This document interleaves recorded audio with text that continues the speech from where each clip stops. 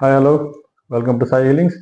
ಇವತ್ತಿನ ಟಾಪಿಕ್ ಬಂದು anus inflammations ಅಥವಾ ಗುದದ್ವಾರದಲ್ಲಿ ಆಗುವಂತಹ ಕೆಲವು ತೊಂದರೆಗಳಿಗೆ ಅಥವಾ ನೋವು ಅಥವಾ ಇನ್ಫ್ಲಮೇಷನ್ಸ್ ಆಗಿದೆ.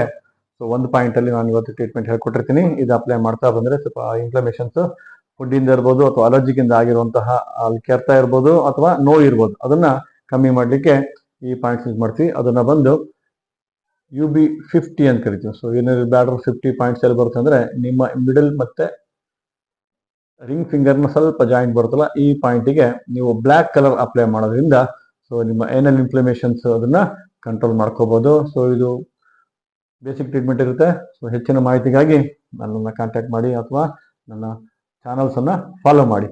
Thank you. Hi hello welcome to Sai healings.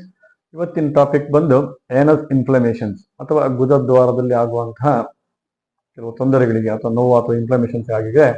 So ಒಂದು ಪಾಯಿಂಟ್ ಅಲ್ಲಿ ನಾನು ಇವತ್ತು ಟ್ರೀಟ್ಮೆಂಟ್ ಹೇಳ್ಕೊಟ್ಟಿರ್ತೀನಿ. ಇದು ಅಪ್ಲೈ ಮಾಡ್ತಾ ಬಂದ್ರೆ ಸ್ವಲ್ಪ ಇನ್ಫ್ಲಮೇಷನ್ಸ್ ಫುಡ್ ಇಂದ ಇರ್ಬೋದು ಅಥವಾ ಅಲರ್ಜಿಕ್ ಇಂದ ಆಗಿರುವಂತಹ ಅಲ್ಲಿ ಕೆರ್ತ ಇರ್ಬೋದು ಅಥವಾ ನೋವು ಇರ್ಬೋದು, ಅದನ್ನ ಕಮ್ಮಿ ಮಾಡ್ಲಿಕ್ಕೆ ಈ ಪಾಯಿಂಟ್ಸ್ ಯೂಸ್ ಮಾಡ್ತೀವಿ. ಅದನ್ನ ಬಂದು UB50 ಅಂತ ಕರಿತೀವಿ. ಸೊ ಏನಾದ್ರು ಬ್ಯಾಡ್ರ್ 50 ಪಾಯಿಂಟ್ಸ್ ಎಲ್ಲಿ ಬರುತ್ತೆ ಅಂದ್ರೆ ನಿಮ್ಮ ಮಿಡಲ್ ಮತ್ತೆ ರಿಂಗ್ ಫಿಂಗರ್ ನ ಸ್ವಲ್ಪ ಜಾಯಿಂಟ್ ಬರುತ್ತಲ್ಲ, ಈ ಪಾಯಿಂಟಿಗೆ ನೀವು ಬ್ಲ್ಯಾಕ್ ಕಲರ್ ಅಪ್ಲೈ ಮಾಡೋದ್ರಿಂದ ಸೊ ನಿಮ್ಮ ಏನಲ್ ಇನ್ಫ್ಲಮೇಷನ್ಸ್ ಅದನ್ನ ಕಂಟ್ರೋಲ್ ಮಾಡ್ಕೋಬಹುದು. ಸೊ ಇದು ಬೇಸಿಕ್ ಟ್ರೀಟ್ಮೆಂಟ್ ಇರುತ್ತೆ. ಸೊ ಹೆಚ್ಚಿನ ಮಾಹಿತಿಗಾಗಿ ನನ್ನನ್ನು ಕಾಂಟ್ಯಾಕ್ಟ್ ಮಾಡಿ ಅಥವಾ ನನ್ನ ಚಾನಲ್ಸ್ ಅನ್ನ ಫಾಲೋ ಮಾಡಿ.